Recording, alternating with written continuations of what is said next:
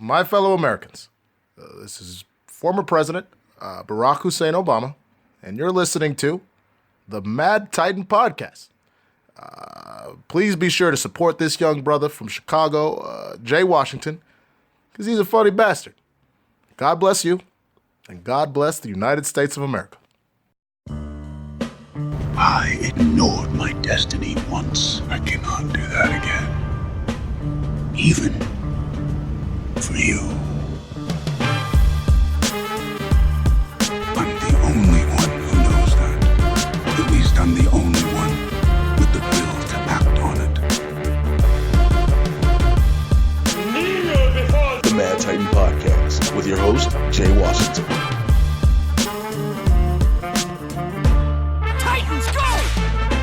What's happening, everybody? I'm back. It is episode 25 of the Mad Titan Podcast. Me, resident supervillain, Mr. J. Washington. What's going on, everybody? Thank you for everybody who checked out the most recent episode with Heather J. We had a ball. Y'all gave me a lot of love, showed her a lot of love. She's definitely coming back on. We're definitely going to do it again.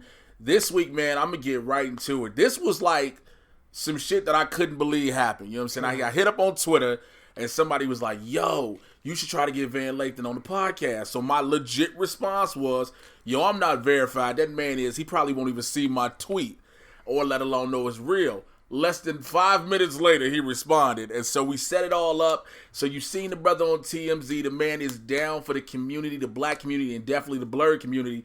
Van Lathan is in the building with me right now. What's good, sir? What up, man? How you doing? Man, I'm blessed, bro. I'm blessed. Glad to have you here, man. You over here with the big jug of water, staying hydrated and healthy. Always. You can't be thirsty out in these streets, bro. Out in these streets, for real. Yeah. Yo, like I called on to you. Like, I've seen you on TMZ numerous times. And then my homegirl, Jen Sturgeon, put me on to you on Twitter. Shout out to the homie. Yeah, Jen's like my sister.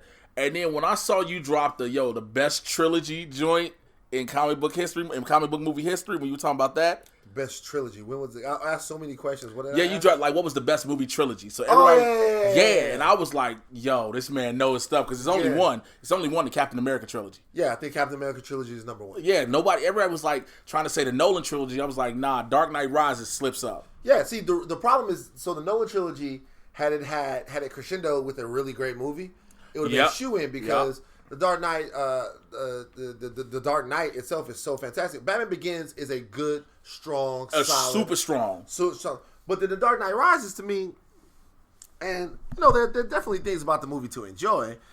Things about the movie, I mean, there are. I mean, they're small. Bane is a cool villain. You know what I mean? Yeah, but it's not enough to really overtake. Because if you compare those last two movies, obviously, I would say that the Dark Knight is better than Civil War, but it's not Civil War. Oh. But then Captain America: Winter Soldier. Then Winter Soldier. Really? The Dark Knight is better than Winter Soldier. Okay, see, the Dark Knight is better than Winter Soldier. I'm trying. Are you just going off Legend's performance or the movie as a whole? The movie as a whole. It's better than Winter Soldier. Yeah, it's better than Winter Soldier. Come on. Yeah, it is. It is, dog.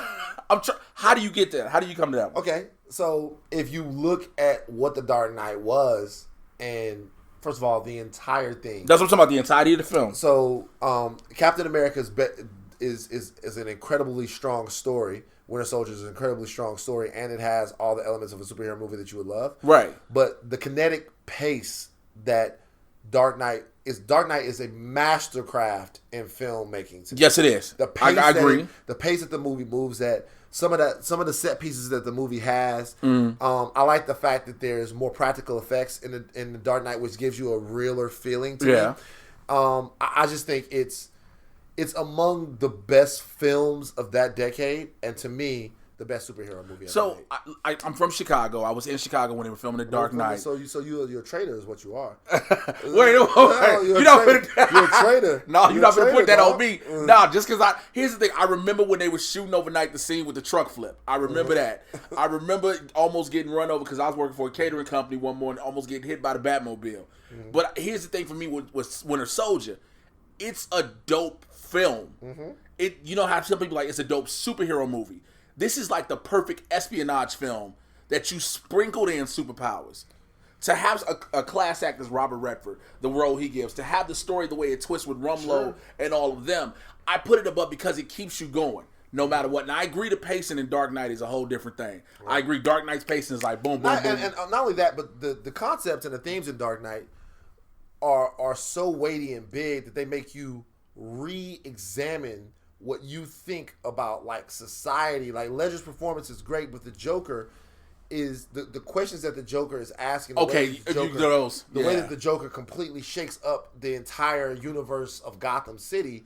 It's just it's intriguing as much as it is well acted, as good as it is well paced. Right. It's really The Dark Knight is a masterwork to me. And so much so that it's probably the reason why The Dark Knight Rises fails. Because it's so high and it couldn't reach that bar? Well, because even in attempting to reach that bar, right? In attempting to reach that bar and attempting to make a movie, they tried to probably go bigger. Yeah. And doing that, you're going to probably be less faithful to your storytelling. And see, that's the thing. They were able to go bigger in Civil War, and it worked. They have so many more characters to play with, too. Understandable. They do. Yeah. So many more characters to play with, too. Like, I mean, Civil War is Avengers 2.5. It's an Avengers movie. Yes, we saw it for Age of Ultron. But I will say this, though.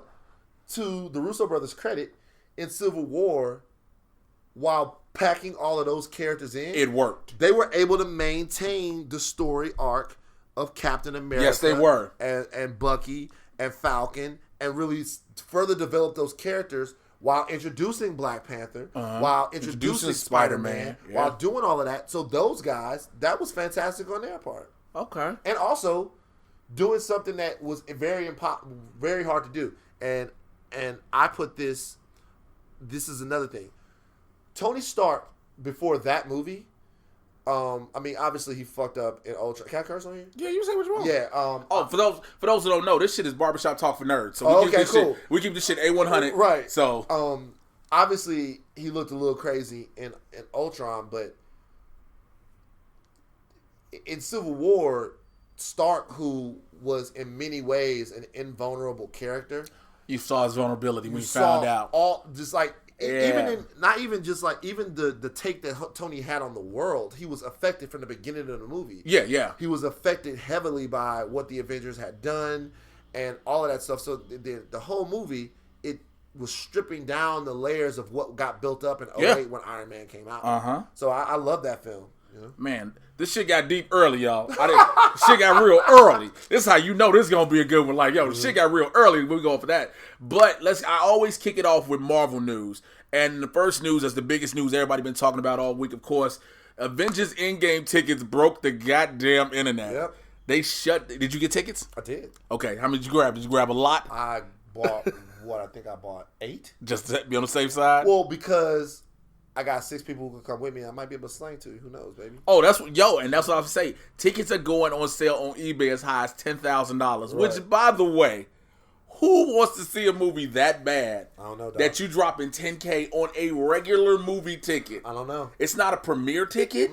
It's not no special screening ticket. Right. It is a regular screening. I'm announcing something right now, though.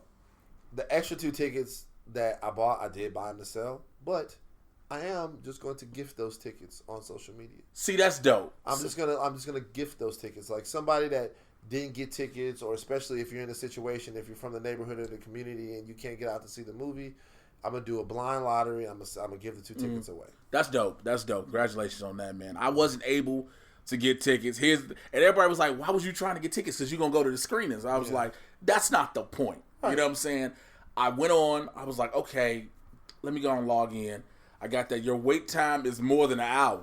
Wow. I was like, what? Yeah. And that little green line to load never loaded until I finally closed my phone like maybe an hour and a half later. Right. Then I looked back up. It was my place. But who did you try to get the tickets through? Fandango.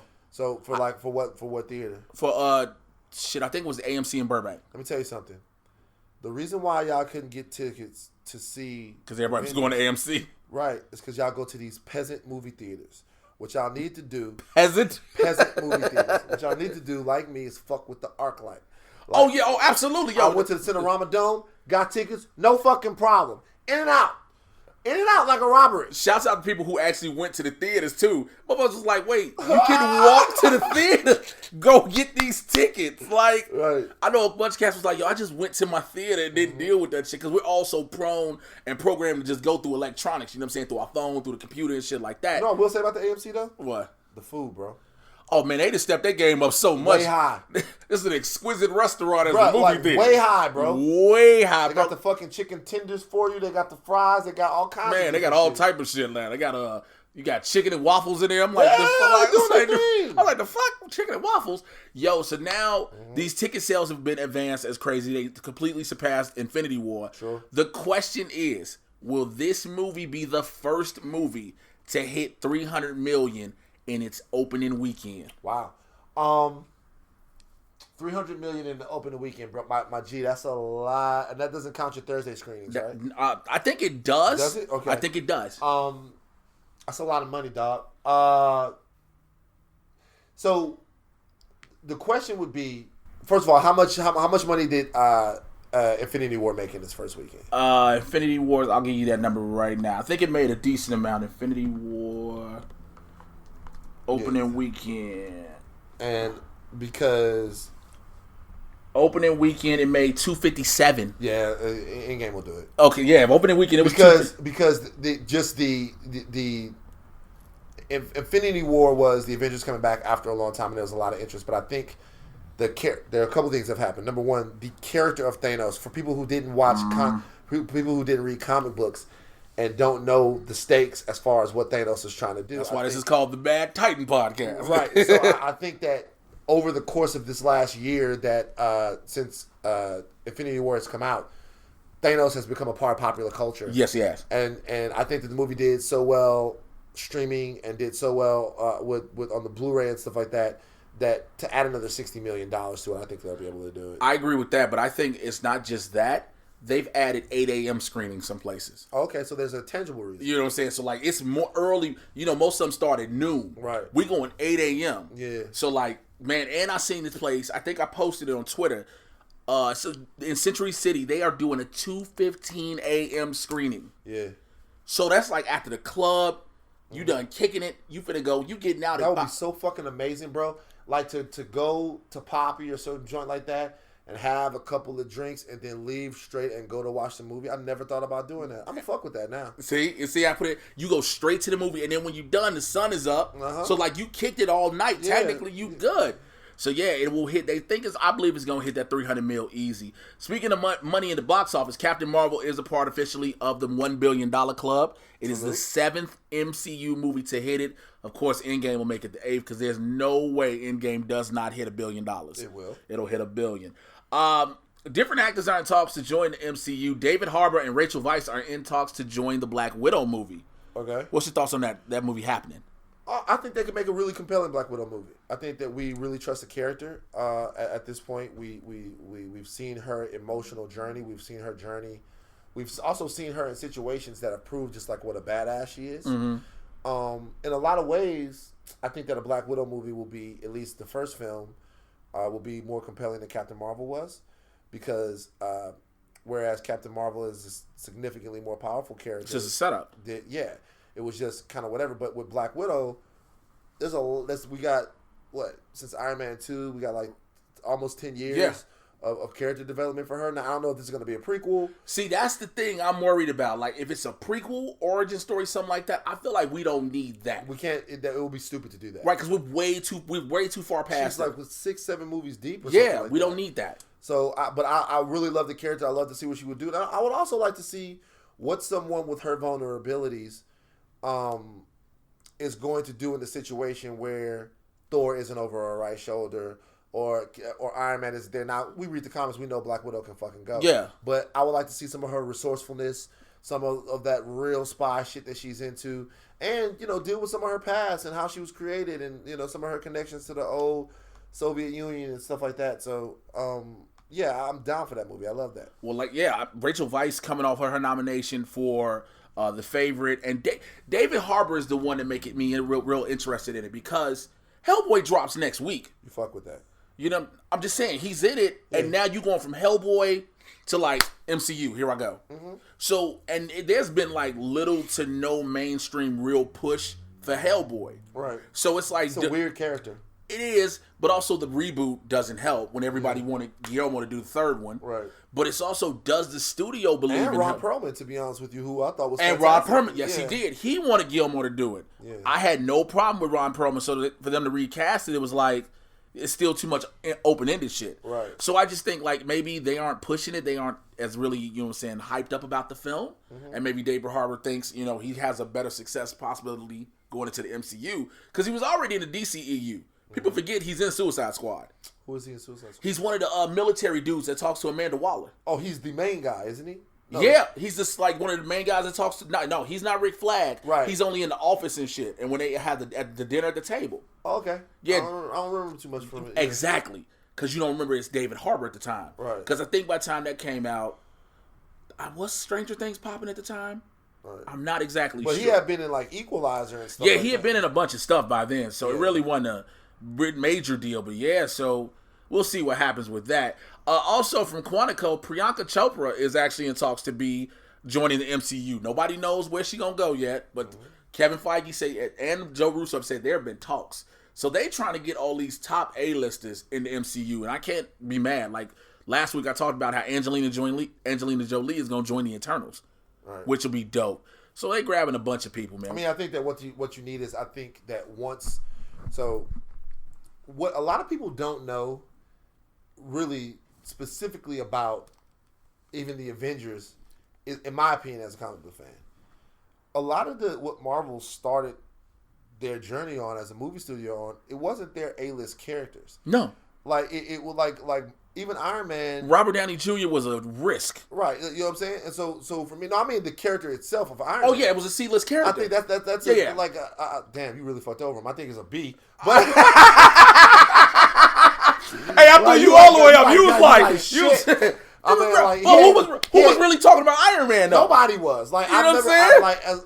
I read Iron Man as a part of the Avengers. I've never read an Iron Man book. That's what I'm saying. That's why I say C-list. But like, he's not Wolverine or like Spider-Man or even Incredible Hulk or any of those guys. So what I'm saying now is, as Marvel gets through to some of these more obscure characters, it might be better for them to use bigger names. To kind of offset the fact, like when you cast Adam Warlock is eventually coming, right? Yeah. When you cast Adam Warlock, it's going to be difficult to explain to people who Adam Warlock is with a no-name actor as well, right? Especially with a no-name. So what you would want to do is you would want to get, I think, like I mean, maybe he's a little too old for it now, like a Matthew McConaughey type guy. Yeah, I think he is. So he's probably too old for it now to because Adam's got to look perfect, but a Matthew McConaughey type guy to play Warlock, but you want a big name in some of these these roles that are a little bit more obscure from the comic canon. Makes sense. So we'll see what happens with those. I've said this before on the podcast a lot of times, and I'm gonna say it to you, Van. I really think toy makers should be held to embargoes because before spoilers, to avoid spoilers and shit. Right. Like I've talked about how the Funko toys and Lego toys are always spoiling shit. Mm-hmm. Well, now add Build-A-Bear to this list. Build-A-Bear has a Thanos bear, and he talks, and he says 5 different phrases. However, 2 of them may actually be spoilers. One of the phrases he says is, "I had all the power in my grasp."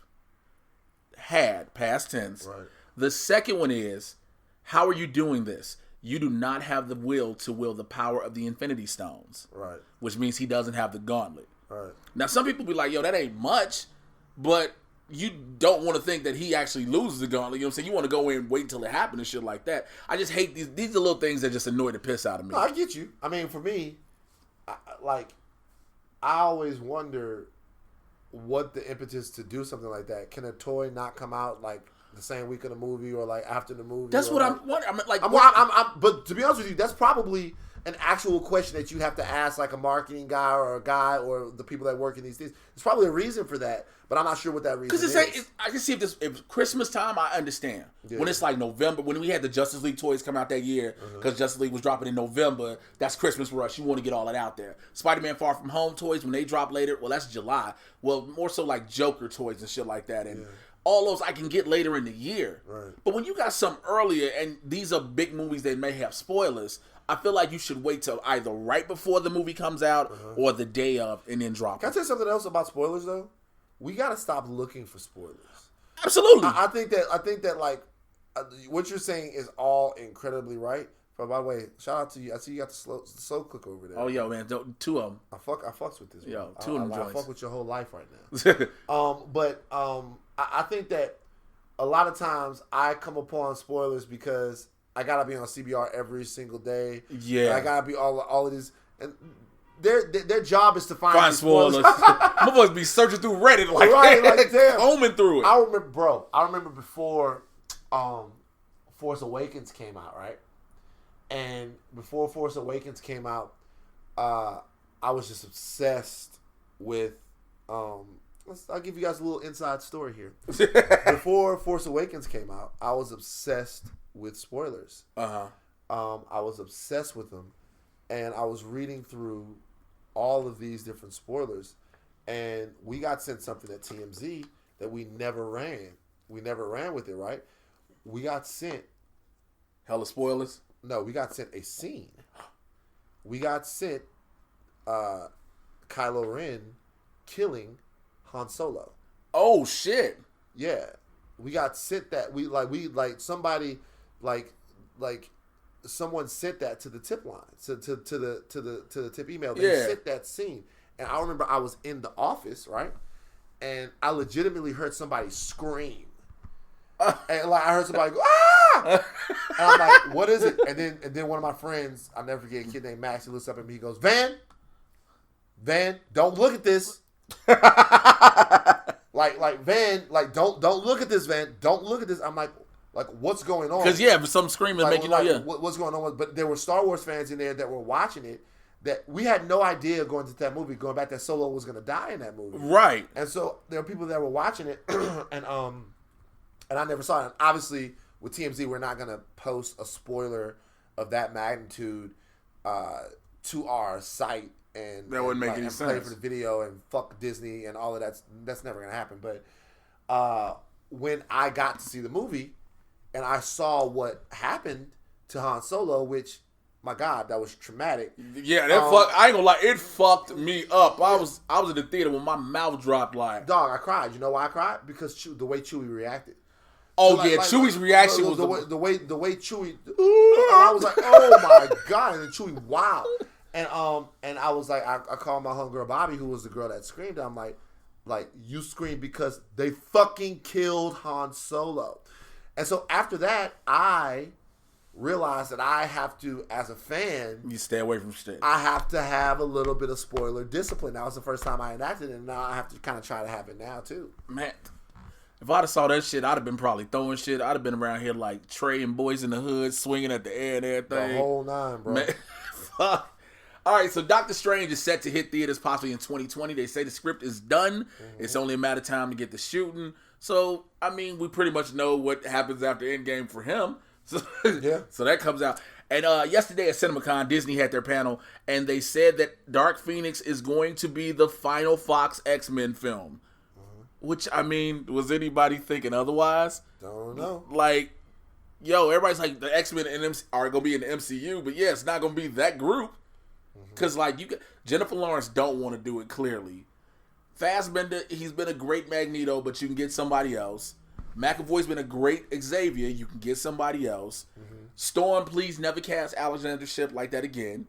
Like, no disrespect to her as an actress, but her being Storm, bro, not for it. Right. Not for it. But yeah.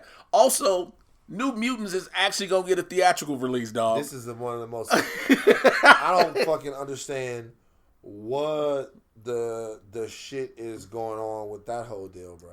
I was like, I thought it was never going to see the light of day. I thought or they were just going to throw it on Hulu. Yeah. But I guess Disney is like, well, fuck it. We might as well make some money. Put it out and make some money off of it. Can you tell me the story on New Mutants? Did New Mutants test bad? Is the movie trash? So this is what happened. It's supposed to have been a horror movie from jump. Sure. The trailer tells you that. The trailer tells you that. They screened it, and they were like, it needs more horror. So they were needing to do a bunch of reshoots. They couldn't do it because Maisie Williams had to film Game of Thrones. But somehow they were able to get the reshoots done for Dark Phoenix because Sophie Turner. Right. So it's like, how couldn't y'all make that happen? Right. Either way it goes, Disney is like, they put it out in August, which I think is supposed to be set to be released. If they put it out, research, hold on. hold on for a second, because I'm trying to get.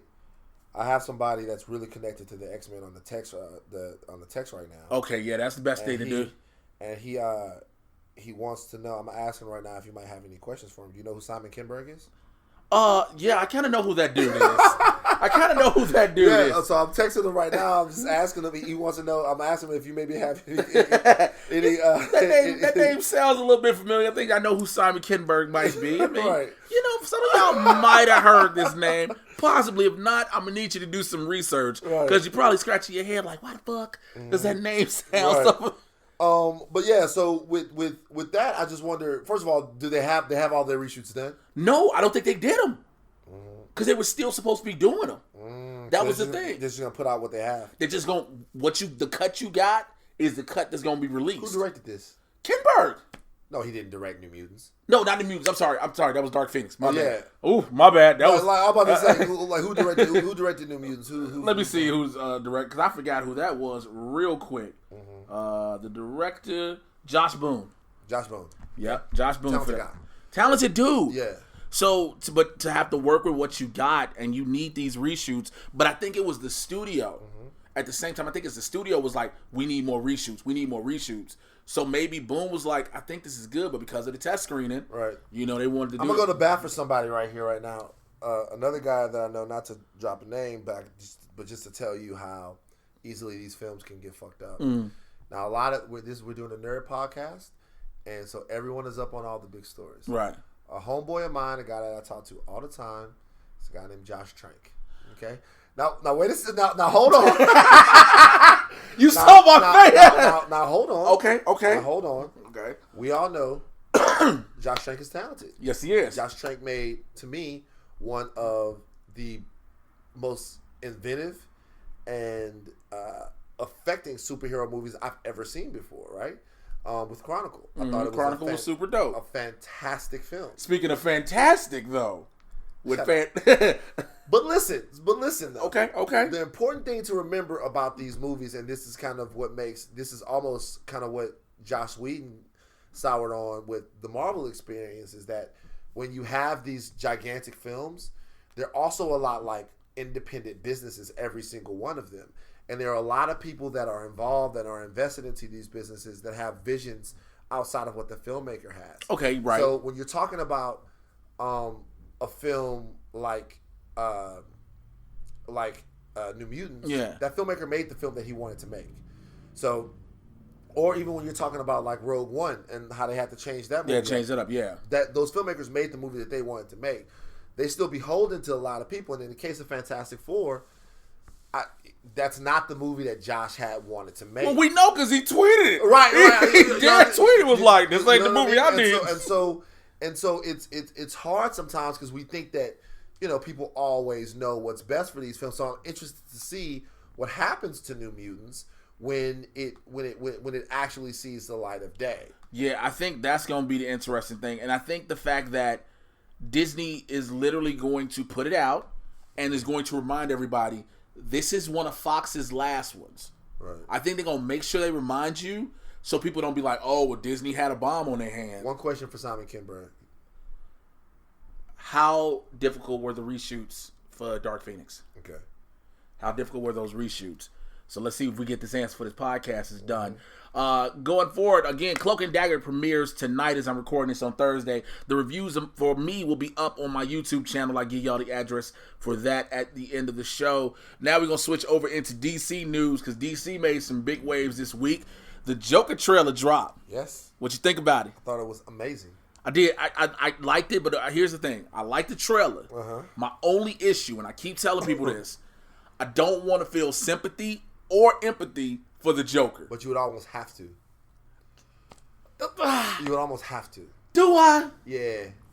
Because think about it. Because think about it. They're like, okay, so there's a reason why you would feel sympathy and empathy for the Joker, but not for Lex Luthor. And I'll tell you why. Lex Luthor, megalomaniac, right? Yeah, no matter what. Lex Luthor is a guy that the Lex Luthor that you saw in Batman vs. Superman is not the real Lex Luthor. That of guy course not. Who was mistrustful of Superman and just wanted to provide some sort of deterrent to Superman. Yeah. That's not Lex Luthor. What Lex Luthor really wants more than anything is power. He wants power. Right. That's why he became president. That's why he did all that. The Joker is different. The Joker is trying to fill a hole in his soul, and Batman does that for him. And so the reason and vice versa, right? And the reason why he continuously does what he does, even all the horrible things that he does. And the Joker's a horrible, bad, fucking psychopathic person. But he does that because he's trying to feel something empty within himself. So seeing the way a person got to that point is gonna be It's gonna be sympathetic no matter what. Okay, it's different than watching a dude who just wants all the money, wants all the bombs, wants all the power, and Superman is getting in his way. And that's it. Yeah, you know what I mean? Like with this particular guy, he's really crazy and really has been broken down to nothing, and he's hurting people because he's hurt. So seeing that, you're gonna empathize with it. I was saying this on Movie Talk yesterday. One of the things I noticed is the relationship with his mother. It's going to be kind of Norman Bates-esque. You know what I'm saying? Like that Norman Bates or Oswald Cobblepot on Gotham. Right. How they are with their mothers. But I also noticed another thing, and somebody said it was kind of weird that I paid attention to it, how small Joaquin Phoenix got for this role. Is emaciated. I mean, like, you see how, because he but remember he had been that way before, though. Remember The Master? I mean, but he's done these things before. But to go back to it, because when you see that shot of him with his, like, back to everybody, you just see his spine and shit and just beat up. But I like the fact that the whole... You just need to smile. A smile could change the world. Yeah. I really think that little kid he makes smile in the trailer is Bruce. Yeah. I think it's Bruce. I think he is too. I think because he's behind like a big fucking gate. Yeah. And it's probably a rich dude. Because Thomas Wayne is in the movie. And so, but Bruce is in the movie. Yeah, a young Bruce. A young Bruce is in the movie, and a young Alfred. It's so crazy. I saw that a young Alfred was in the movie, and then I went and saw how old the actor that's playing Alfred is. He's 60. So a young Alfred is 60 years old. That makes by the time Bruce Batman, Alfred out here 90 years old. A young Alfred is 60 years old. So Alfred out here dead as fuck. So but I really am interested to see. I love the look of this Joker, this take, because that's one thing about the Joker I will say. Everybody who's done it has given their own take on it and has made it work. Right. From Cesar Romero's Joker, Jack Nicholson's Joker, Ledger's Joker, even Jared Leto's Grand Theft Auto version of the Joker. Yeah. Which I didn't have a problem with, by the way. You didn't? Nah.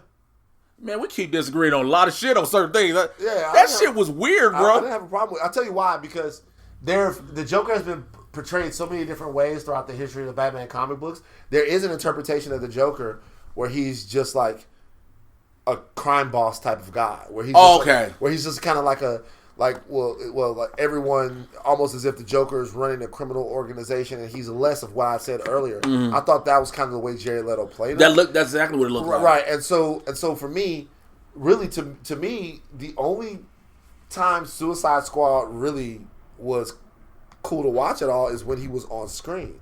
I want to beef, like, you know what I'm saying, like that. To me, that was, I didn't really have a problem with it. Actually, I wanted to see a little bit more. I did. I'll admit, I wanted to see more of that Joker. I was mad that they were like, yo, they cut the majority of the shit he did out, which is supposedly some of the best stuff. Right. I will admit that. Speaking of Suicide Squad real quick, Jai Courtney is coming back to the Suicide Squad, so it's not a reboot like everybody was saying. It is literally the sequel. So he'll be back as Captain Boomerang. Met him at Collider the other day. He was up there. Super cool dude. I told him one of my favorite scenes in the movie, which probably was the only scene, was a scene where they unzipped him out the bag when they brought him in. He just started swinging on motherfuckers when he came out. Yeah. Best thing. Yeah. You know, beside Will Smith trying his heart out to save the movie, as you can see in his face in every goddamn scene. But yeah, Joker comes out October 4th. Have you seen Shazam yet? No, I'm going this weekend. Yo, you're going to dig it. Really? You are going to like it. Yeah, I'm going Saturday. Yeah, you're going to like it. Yo. We're having a Shazam and Chili's Day. We're going to the ArcLight in Pasadena. And then going to Chili's right after. Chili's right after. And we're about to wait. We're shutting Chili's down. By the way, I want to say something. Anybody that listening to this podcast, when's this podcast coming out? This podcast will be out tomorrow, Friday. Chili's in Monrovia. I'm going to be there all Saturday. I'm going to be at Chili's in Monrovia. And so if you want to come fuck with us, we're going to be there. Simon has an answer. Not that hard in terms of research. Not that hard. Mostly work in the third act, which we tend to do on almost all of these movies. Marvel Studios is really smart at building automatic reshoot periods into their production plan.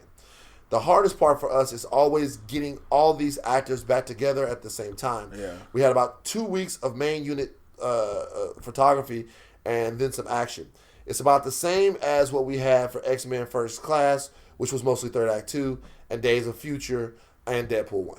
So he says it's not really that hard. So if the reshoots are easy, the movie's probably going to be pretty good. Okay, that makes sense. Shout out to Simon, by the way, one of the nicest guys. Like, we all had this, there was this big dinner. My man DeRay McKelson introduced me to Simon. Yeah. I got to say what's up to DeRay. DeRay is one of my favorite people on earth. And at this dinner, so it's crazy. So we're all sitting there's a lot of people at this dinner, right? Yeah. People that you guys would know. There's a picture of us all on Instagram of everybody that was there. So Simon comes with DeRay. I'm like, shit, that's Simon Kinberg. How do I play this? How do I do this? Yeah, because I want to talk to him. Right, right, absolutely. We talk about all the issues of the day, but really, that's not what I want to talk about. I want to talk to him. So we all take a picture of the dinner, of everybody who was at the dinner, and then he's getting ready to leave. And I was like, fuck it, I'm going for it. And then I go over there and I start talking to him. And he was completely accessible. He answered all of my questions that I had. He indulged me. He was genuinely enthused to meet a comic book fan. And he said, listen, if you ever have any questions or if you have any concerns or if there's anything that you see that you don't feel like we're doing, he's like, hit me. And he gave me his phone number. And I just hit him and he just hit me back. Real guy, good filmmaker. Simon Kinberg. Nice that is some dope stuff, man. It's nice when you meet dope, real, genuine people, even though they do big shit. Yeah. You know what I'm saying? And people who appreciate the comic book fans. Because you get some He people, does. And he really seriously You know what I'm does. saying? Because you get some people who get in the comic book genre and they don't appreciate the fans so much. Right. You know, they're like, I'm just making a movie at the end of the day. But they don't catch, there's the source material, there's a canon, and there's a legacy behind it with fandom. So that is so dope, man. That is super dope. But Shazam, tracking numbers are saying it may be between 40 and 55 million. Opening weekend? Yeah. That's a flop. By DC standards, it is. But I think if that movie makes $40 million, that's a fucking disaster. Which I don't think it's gonna make. I know it is for sure. I think it's gonna make about 45, 50 for sure. I think that, and which I know it's not good at all. It should make it more. However, here's one of the reasons I think that it is sandwiched is up against Pet Sematary, Us, Captain Marvel still making money. You know what I'm saying? So it's got a lot of other competition. Well, they should have thought about that when they put their schedule out because they could have ran it later in the summer. There's not like the movie is, if I'm correct, the movie is out of a main DC universe storyline. It's right? just it touches on a few little things that happen, but it isn't directly connected and locked in. Being with the universe. if that's the case, I would wonder why you would release that movie. I thought you should have made it. You should have made it a summer movie, or maybe even either a late summer or maybe even an earlier winter movie. Well, they hoping they probably can catch the momentum that fucking Aquaman had. Yeah, well, Aquaman was great, but if you look, I enjoyed Aquaman, but if you look at Aquaman, part of Aquaman's box office success has directly to do with when that movie was placed in the schedule. Oh yeah, holiday weekend. Right. Yeah, perfect. It was a perfect placement. So I mean, listen, I've heard good things about Shazam. I'll see it, but DC's in trouble if Shazam makes $40 million in the opening week, bro. I think they just tracking it like that because it's a DC movie. Right. Again, I said it on my review. I said it. I just did the spoiler review with the Schmoes Know. Zachary Levi will surprise the fuck out you. Because that was the concern a lot of people had. Zachary Levi as Shazam.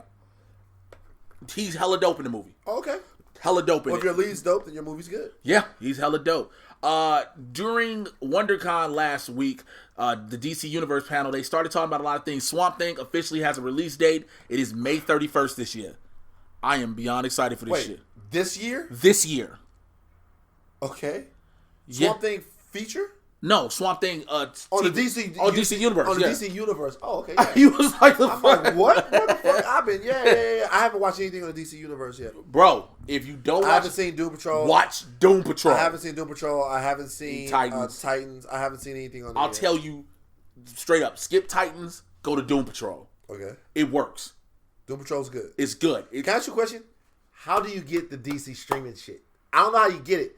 I've tried to be like, do you just, is it like... It's an app. It's a app. Can I get it on my TV at home? If you got like the Roku shit, you should be able to download the app. Okay, I'll download that. I had trouble. I couldn't figure out how to do it. I tried one time and I was like, "Fuck this," because I just wanted to see Robin curse. Which ain't. I'm not gonna spoil it for you, but you don't like Titans. I didn't care for it much because it was like what they were doing. They were trying to push the edge because they were like, "Oh, we have our own platform, so we can be edgy, R-rated, and everything." Because of remember what the Marvel Netflix shows did? They went dark. Well, DC with Universe, dark characters. With dark characters. The DC Universe was like, we can take our characters and make them dark. See, but they're not dark. That's my problem. Yeah, you can't make... Look, Teen Titans Go is still running. Right. You know what I'm saying? There was Teen Titans Go to the movies and all this. Now you take Robin in live action, now he's like, fuck Batman. Yeah, but the thing is, I mean, unless you're doing Damian Wayne, Robin is not a dark character. He's not. I mean, there have been different interpretations of Robin over the years, but Robin's not a dark character. DC needs to learn how to play to the strengths of these characters. I used to watch Superman when Reeve did Superman. Yeah. And it was delightful. And the stakes were high. But don't try to reinvent the wheel. Jessica Jones, dark character.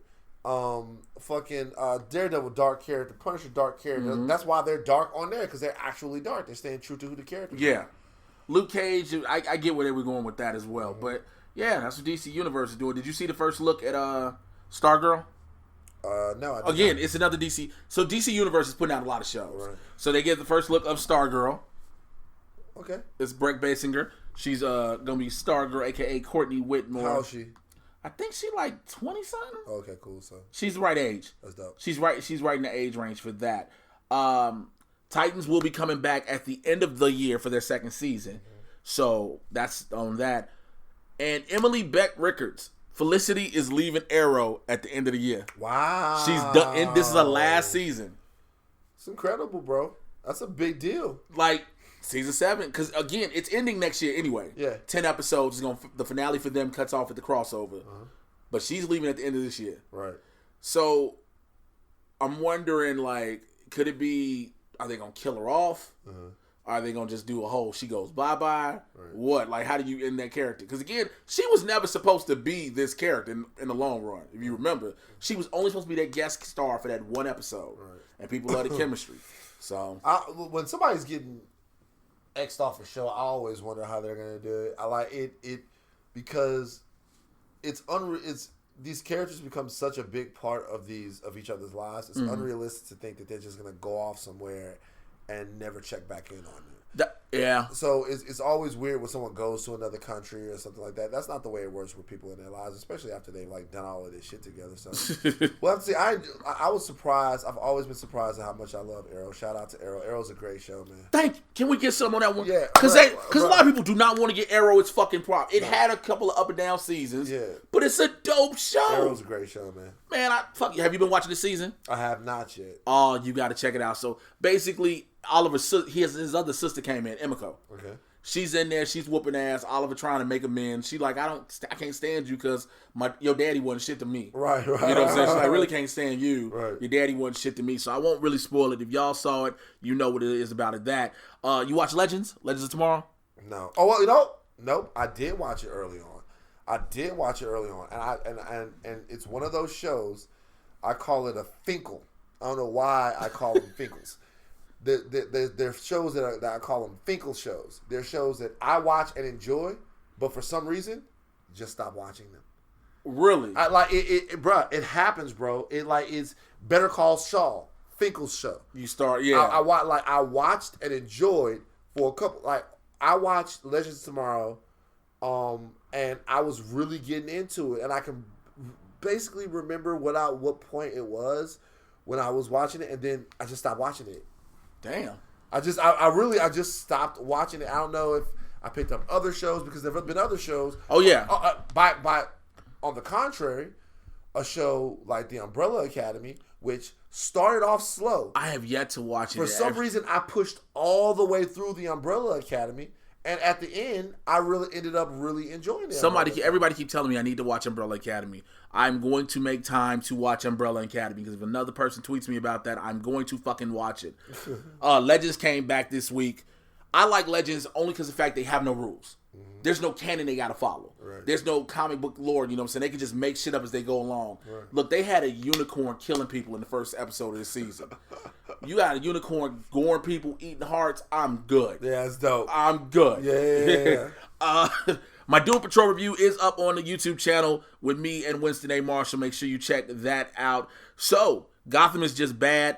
Oh, have you seen... Fuck, that's what I'm going to talk about. Have you seen that picture of the Joker for Gotham? No. Oh, man. I'm finna show him. He's never seen it, ladies and gents. So I'm going to show Van this. They're bringing Joker to Gotham. Yeah, the fuck they are. So, have you seen Shane West's Bane? I did see that. So I'm going to show you both of them side by side. Right. I want to hear his actual reactions to that. Oh, go back. Let me see. Oh, man.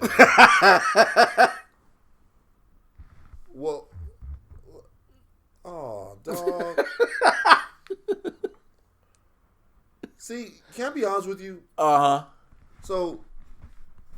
I'm going to talk directly to the television station, the television production companies, and the movie production companies. Y'all ain't got enough nerds with y'all. Y'all don't have enough nerds fucking with you. Nope. If we were in this room, they would have not let this happen. There's no way this could have possibly happened. And what happens is, with shows like this, when they don't have the authentic support of the nerd comic book community, it wanes with everyone else. There's something about both of these images that looks inauthentic. It doesn't look like either one of these guys should be who they are. So this is what I said legit. And this Joker situation, he looks like a zombie. I'll tell you what I said on Twitter. I said Bane looks like a high-tech submissive. And the Joker looks like the father to the Jigsaw doll. Exactly. He looks like a zombie. Like, this is not who the character is, and especially with Bane, that's poor casting. First of all, yes, it is. But it's preposterous, and I don't understand. This is really the Joker. That is really the Joker for Gotham, because the series finale is tonight as we're recording this. But who's playing the Joker? Cameron Monaghan. What else has he been in? I just known him for that for the season. I'm gonna find out right now. I know a lot of people are like, you don't know what he's from? No, I don't. So y'all leave me the hell alone. Yeah. I'm gonna find out right now. But yeah, that's the Joker. So I'm hoping that he looks better on TV, man, than he does. I don't know if you can say that. He's from Shameless. Who is he playing on Shameless? He on Shameless is, what the fuck is the cast? He is, okay, come on. He plays Ian Gallagher. I think he plays the son. Okay. Well, listen. I gotta be real with you. This is fucking trash. And it looks ridiculous. First of all, it looks like he's wearing dishwashing gloves. It's just it's bad. You have to stay faithful to how these characters look and who they are. And to me, this does it. That looks terrible. It looks absolutely ridiculously bad. And then some people try to justify it and going, oh, well, it's a different universe and everything. I'm like, yeah, that's fine, but damn it, make them look somewhat like they're supposed to be looking. You know what I'm saying? Just don't throw trash out there. So that's what's happening with that. All right, so this is the part of the show where I take the calls and emails that I had come into the hotline. For those of you who don't know, you can call in 818-276-6947. Leave your calls, questions, concerns, comments, whatever. And if you can't call in, you can actually record your voicemail and email it to me at madtitanpodcast@gmail.com.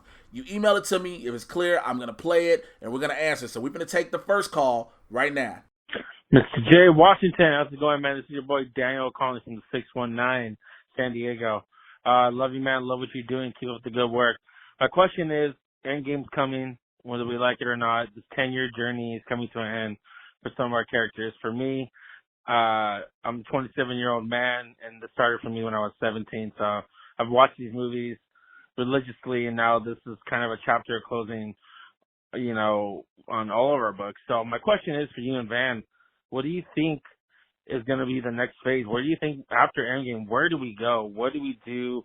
What are some ideas or storylines you wish that Marvel goes into next? I know we're thinking new Avengers, everything. We don't know what's going to go on, but just want to get your take on it. What do you think is next for the next phase, for the next 10 years of Marvel? Love you, man. Thanks for everything you do. Have a good day. All right, so thank you, Daniel from San Diego. So where do we think they go now after Endgame for the next 10 years? Into space, man. I think we start seeing the stakes go up a little bit. I think Marvel goes cosmic. I think that it's time to, and also think about the fact that having access to the Fantastic Four gives you access to a really, really serious degree of villain. Yeah. You have Doom, who, if done right, he's such a fantastic villain. Which I wish they've never gotten him right. But if done correctly, Doom is such a fantastic villain. And you have Galactus, who can obviously be a big deal. So I think that taking Marvel into space while also being able to anchor the relatable stories that happen here on Earth with characters like Black Panther, with characters like Spider-Man, with characters like Ant-Man, I think they'll have a good mix of down-home heroes and villains that are happening here on Earth and major galaxy-defining sort of universal conflicts that can play out on the screen and be really, really cool, especially as the Guardians of the Galaxy become a bigger piece of the whole Marvel universe. And now we know they're definitely getting their third movie with Gunn back in the director's seat. That's what I think. I think this whole Phase 3 is cosmic in the cosmic and space universe. Yeah. And we've got the quantum realm now. Sure. We're potentially, with the Fantastic Four, can get the negative zone. Right. So there's so much open. So I don't think we'll focus on Earth as much, but I think we'll focus a lot on space. So, Daniel, thanks for your call. And let's go to the second caller right now. Jay, it's your old pal, Kevin Smets. Question for you based on nothing but no spoilers, just based on speculation. What do you think about this ending for Endgame that I think it should happen? What do you think of everybody whoever's going to die is going to die, but for Captain America, actually, if they're going to do time travel, he gets dropped back off at 1945 and he finally makes that dance with Peggy. So the last shot of the fucking movie and of all the phases, excuse my language for your podcast, is Steve Rogers showing up at that dance. She turns around and sees him, and he ends up getting stuck back. On purpose, he stays back in 1945 to finally make that dance, and credits Steve Rogers, a man back in time. He gets his happy laugh with Peggy, and we move forward in the future. Love you, brother. Love your show. Bye. I appreciate you, Kevin Smets, first and foremost. So what do we think about Captain America going back in time to having the dance with Peggy as the end shot? First of all, that would be dope as fuck. But here's the problem. It would change history in the present. It depends on what else happens to augment the timeline. Because if Cap stays in the 40s, then he's around when S.H.I.E.L.D. starts. He's around when all of these things happen. Winter Soldier is completely different because Hydra hasn't grown up inside of S.H.I.E.L.D. Yeah. Bucky, at the same time, never gets captured. Probably. Never. Well, no, Bucky still is Bucky because remember at the end. But Cap deals with Bucky way sooner though. Yeah, right. Yeah, you know what I mean? So there's that would be a fantastic idea, especially if it's like an offshoot universe. And maybe it is. Maybe there will be like a pocket universe creative or something like that. But if not, it changes the entire Avengers. Yeah, like from the beginning, like it changes the whole thing. So, but that's a great. I love these fucking theories, man. Shout out to that dude. That's dope. Yeah, Kevin, man, I appreciate that one. That one got us thinking though. So, all right, let's go to this next one. Hey Jay, what's going on, man? Chauncey Woodson from Chicago calling you again. Great to see you from C2E2. Hopefully, you can hear me better this time. Got a good one for you. Which movie character do you think screwed up the most during a big battle? Hot Rod interfering in the fight between Optimus Prime and Megatron and Transformers the movie, or Star-Lord screwing up for the Guardians and Iron Man and them in Infinity War? Hit me up. Let me know. Peace out. Yo, appreciate it to the homie Chauncey, man. I was glad to see you back when I was at home for C2E2, man. So who do we think messed up bigger? Hot Rod, not Rodimus, Hot Rod when he interfered in the battle between Optimus Prime and Megatron and Transformers the movie. Right. Or Star-Lord when he was fighting Thanos when they almost had the gauntlet off over Gamora. Okay. Who is this guy? Chauncey. This dude is a fucking genius. This is one of the seriously?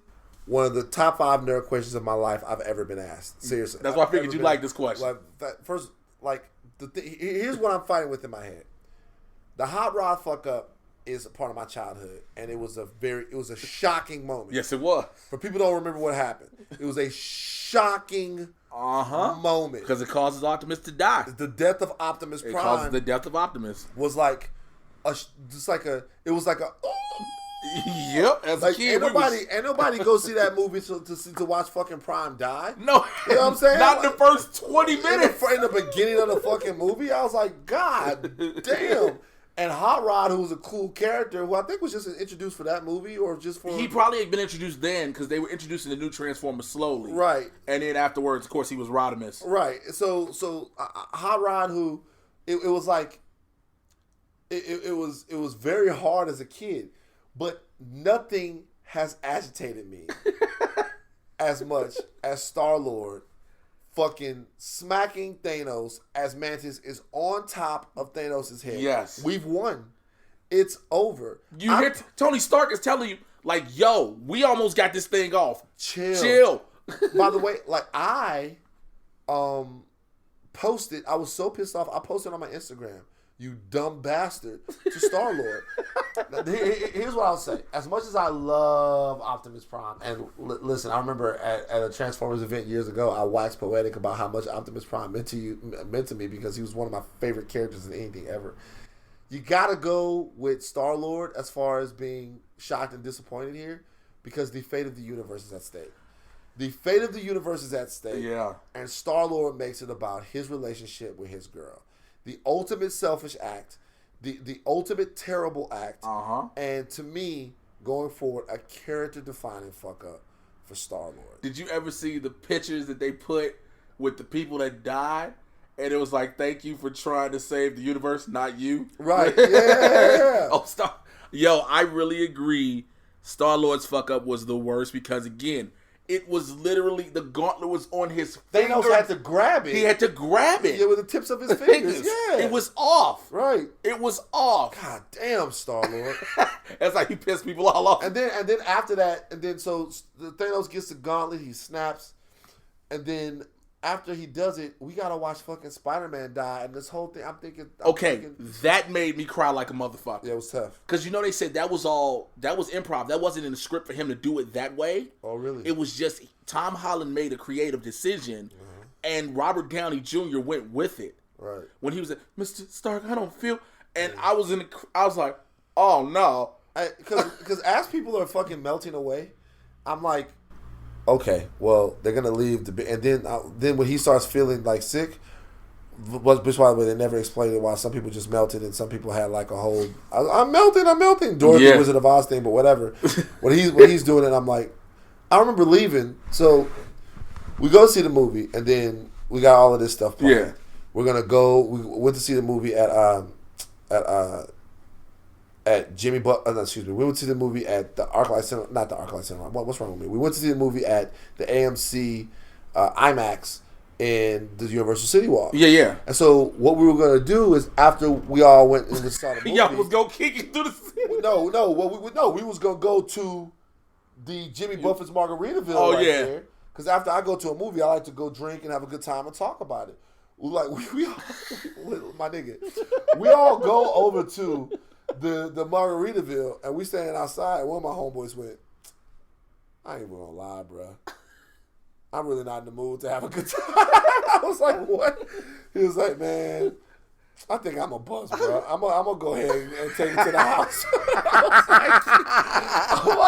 I'm like, yo, I really love this movie, but that movie ruined my fucking day. Yo, did you ever see the meme somebody did with the Rick and Morty? Where they get it's me. I gotta find it. Is Rick and Morty getting into the spaceship after they fucking it's like how you and your friends were after seeing in Infinity War. Right. I'm about to find this shit because it was fucking because it was the truth. Like you were just so shook. You were like, what the fuck? What was the after credit scene for Infinity War? It was the pager. The pager. The pager. What was the mid credit scene? Was there a mid credit scene? I think the mid credit scene was the pager. No. What was the after credit scene? No, I think that was it. They didn't do it after. Nope, they did it on purpose. That was it. Okay. They made you sit there and go, wait, what? Right. Yeah. You were like, no, that's it. Hold on, I think I've almost found it, because literally it was one of the best shits ever to describe how everybody felt after Infinity War. I just saw this fucking thing. Nonetheless, I'll probably show it to you after we get off. But yeah, man, it was so dude, I was shook. I was upset, like, bro. I think I came out the theater. I was like, I don't know what to say. Like, what you know how you couldn't even get a word out. You like, what? What the fuck? Yep. Everybody. Wait, no, for real. And in the end, when the very credits are done, it says Thanos will return. Right. That's how you was like, oh, this is fucked up. Right. Yo, so man, thank you again. You think Thanos dies in Endgame? He has to. And the reason I say that because doesn't die in the books. Actually, not only doesn't die in the books, comes back and beats the dog shit out of everybody. Right. Comes back and then later on becomes almost a heroic character. I do understand this. I think you have to, because I don't think with us moving forward with this universe where it's just going to be the individual stories for a while, because we're not going to have a collective Avengers movie for a while. I don't think you want that Thanos threat still looming over everybody's head. Right. Unless you do something where you banish this motherfucker to the nether reaches of space. Right. Drop him where Dormammu is or something. Some shit like that. So thank you for all the calls, but I got a couple of emails. So this is from Christopher Wah. He says, greeting Mad Titan Pod and Van. Big follower on the socials, new to the pod. With Phase 3 coming to an end, how do you see Marvel integrating more persons of color into the next wave? In the aftermath of Endgame, which characters are you most excited to see? How and where would you introduce them, either on the big screen or do the streamer surface? For example, do we get a Riri Williams on the big screen, finally giving one of our black women a leading role in the MCU? Or do we take the time to explore the numerous themes, go in depth about the environment she was brought up in, etc., in a maybe 9 to 12 episode series? Love what you both are doing and repping for the Blerds. Respectfully and blerdy as hell, Chris. Appreciate the email, Chris. What do you think? A couple of things. Number one, I think it's interesting what Black Panther's universe can do as far as characters of color, and I also think that there are fantastic characters of color out there that Marvel could. I mean, I've said this before, and I told Simon this. I would like to see a Marvel streaming show on Night Thrasher. I think that Night Thrasher would be a fantastic character to have his own show, just because of kind of what Night Thrasher would mean now. It was obviously during the whole skateboard craze of the 90s, but you know, when you have a guy who has issues with his father, he has a brother, there's all of these things like that. There's so many themes right there, and then it's New York and all of those things that he could really be a character that resonated with people. I think, isn't Spike Lee doing that? Doing Night Thrasher? He's doing Spike Lee is doing a comic book movie. I think it's it. I think that might be it. But I'm listening. That's somebody that I'm interested. As far as Riri goes, it's an interesting situation. I'll tell you why. A lot of the Riris and the Miles Moraleses of the world. Oh no, he's doing Night Watch. I'm sorry. Doing Night Watch. He's doing Night Watch. A lot of the Riris and the Miles Moraleses of the world, they sometimes split the comic book community and even the black comic book community. Yeah. And the reason is because I want characters that are representative of the African American experience, but I want sometimes I love Miles Morales and I love Riri. Sometimes I want original characters. To me, as much as I love Miles Morales, and I love seeing him, and I loved Into the Spider-Verse. Okay. I thought it was top 5 best comic book movies I've ever seen before in my life. Absolutely. I agree. And it really brought me closer to Miles Morales, because to me, for better or worse, Spider-Man is Peter Parker. That makes sense. At the end of the day, yes. At the end, for better or worse, Spider-Man is Peter Parker. Yeah, I can get that. Now, Riri's a little bit different, is that in reality, from a comic book standpoint, I don't really give a fuck about Iron Man. So I think to watch I love Shuri, and to watch Riri kind of be that here, in the U.S. Yeah. And to watch her development, I think it lends itself more to a television show than it does to a movie. Okay. But I would be interested in seeing it. I would definitely, in terms of that supported, I would definitely support Miles Morales getting more shine on the big screen. But I also would like to support characters who in their origin, not in retconning, not in the Ultimates, characters who in their origin were black characters, because I feel like a lot of times their storylines from the past are less forced. They're a little bit more authentic. It's not anything against Riri or anything against I get what you're, but I think I get what you're saying. Else. But I love to see those characters reflected, and I want to see diversity in the MCU. And I'll tell you one thing: the MCU won't be successful over the next 10 years, unless they find a way to have more representation. Well, I think that's what we're doing, because we're getting a Shang-Chi movie, right? So I think next is it's for the MCU. They have to do an America Chavez or some sort of Latinx hero. They have to, because DC is doing Blue Beetle, right? And they haven't said yet which one they're doing. Right? No, they are doing. I'm sorry, they're doing Jaime Reyes. Right? They've already said it. Kamala Khan has to come out. Mm-hmm. You have to do that. So they have the opportunities, and the way that Kevin Feige's been talking, you think they would go down that path. Right. It's set. I'm with you 100%. I think Riri's story would tell best in a TV series, where if you decide to include her later, you've already built her up. And then she just shows up. She just shows up. She's there. Yeah, because if you just drop her in, right, it's like, wait, what? Mm-hmm. Let people get a chance to get to know her. All right, I'm going to take this last email, and it's from Joseph Ashley there. Joe is a big fan. Joe's the reason we're here right now doing this. Oh, word. He's the one that tweeted this. So I wanted to save his question for last. He says, is it possible the Joker movie could be a hard rated R and be as dark as the 1994 The Crow with Brendan Lee? Jesus Christ, The Crow. Rest in peace to Brendan Lee, man. Yeah, it should be. It could be. It depends on how far they want to go into the mind of the character. I mean, like, if you do a Killing Joke style Joker, the body count of the movie is very high. Absolutely. And it's not that you don't have to show a bunch of blood and a bunch of gore, and this is an origin story. But what I would say to DC is that they got to commit, bruh. If they're gonna go R, they got to do it. I'm going to give free advice to everyone over at DC. And free advice. When I was a child, a baby, 5 years old, and my father wanted me to get up out of the bed. You know what my father would tell me? What'd he say? Superman's at the door. So my dad would be like, I wouldn't get up. And my dad would say, man, Superman's at the door. Boom, you pop up. I would pop up, and as soon as I got there, he would be like, you're too late, he just flew away. And after a while, that shit didn't work anymore, because I'm like, come on, Dad, the nigga ain't never showed up. Yeah, he never showed up. Or Batman is at the door, Spider-Man's at the door. So what I'm talking to the people at DC, and what I'm saying to them is, these characters didn't fall off of a tree to us 5 or 10 years ago. We know them. They're not characters to us.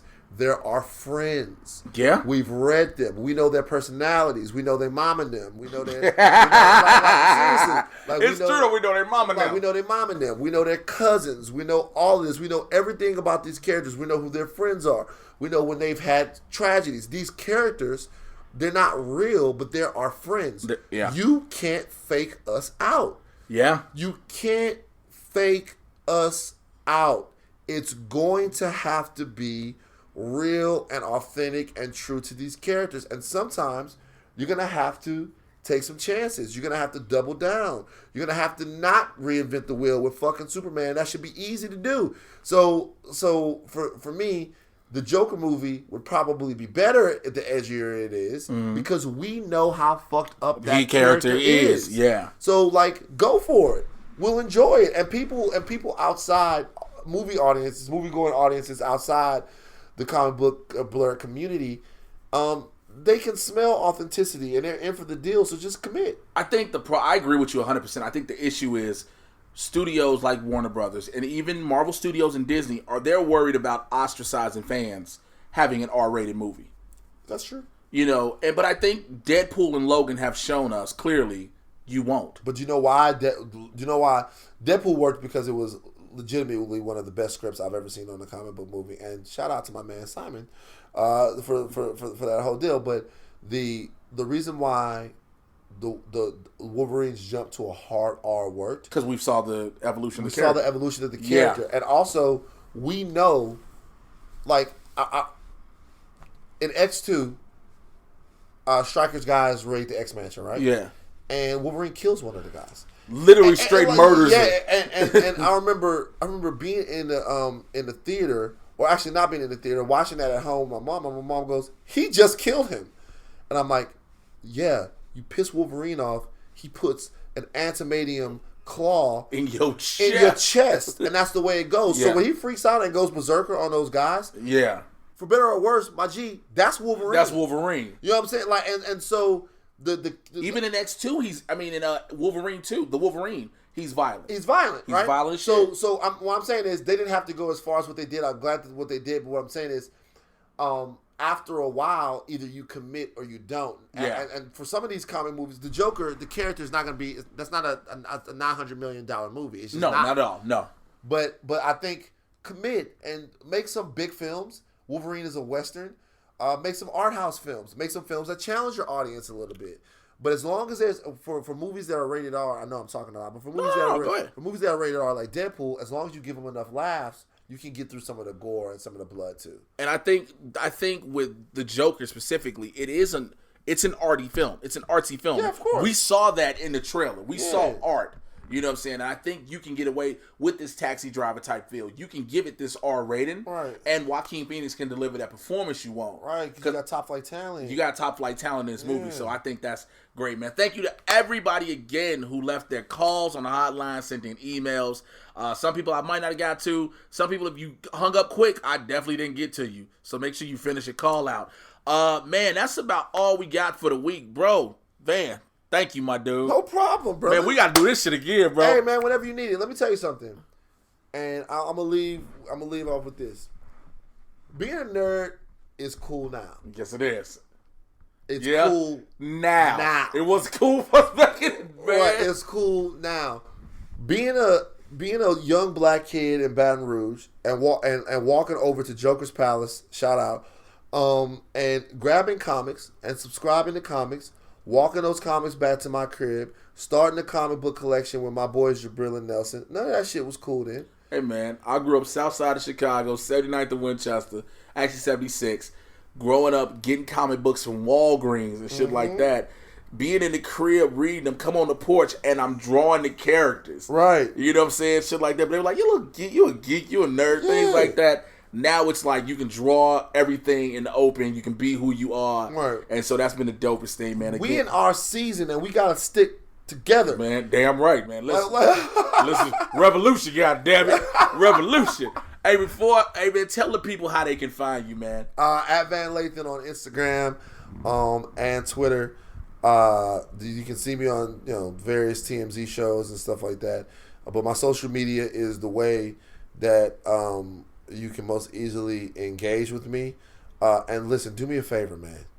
If you want to talk comic, nerd, movies, shit with me, please do it on these platforms. I will always answer questions because as much as I love talking about the challenges to our communities, by the way, rest in peace, Nipsey Hussle. Man, rest in peace, Nip. But as much as I love talking about these things, I also like to get out of my brain and talk about all of these characters and all of these story arcs and all of these things that helped shape me over the years. And it's fun for me to do, and I love doing it. I'll do it with anyone, anytime. That's why I do this, bro, to get out of my dealing with all the shit as a stand-up, as an actor, dealing with all this other crazy shit. I get to nerd out, have fun, bring people on that I love having a discussion with, because, we can have those great debates about things and just nerd out all the way through. So I appreciate you. Before I can tell you how you can find me, shout out to everybody a part of the Supervillain Squad. If you want to join the squad on Patreon, patreon.com/Mr. J Washington, MRJAY. You should know how to spell Washington. Shout out to King J Brown, Brady Bruckingham, California Joe, DJ Snacks, John Mariano, LK, Mikey Lito, Paisley Darts, Rudy Bueda, and Steve Tozen. All right. Twitter and Instagram for me, Mr. J Washington. I just spelled it out. YouTube.com/JAY Washington 80. I gave y'all the Patreon thing, man. I will holler at you all next week. Thank you again to Van Lathan. Take care. I am out of here. Peace.